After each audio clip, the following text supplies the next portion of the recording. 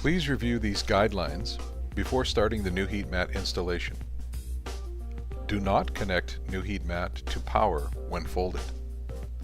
Do not cut the Nuheat mat. Do not install Nuheat mat in direct contact with any combustible surfaces or materials. The Nuheat mat system should only be installed by qualified professionals who are familiar with the construction and operation of the apparatus and the risks involved.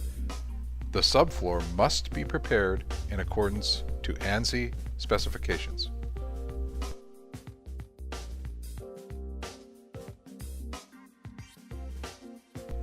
Here is a list of tools and materials that is needed for the installation of the Nuheat mat system.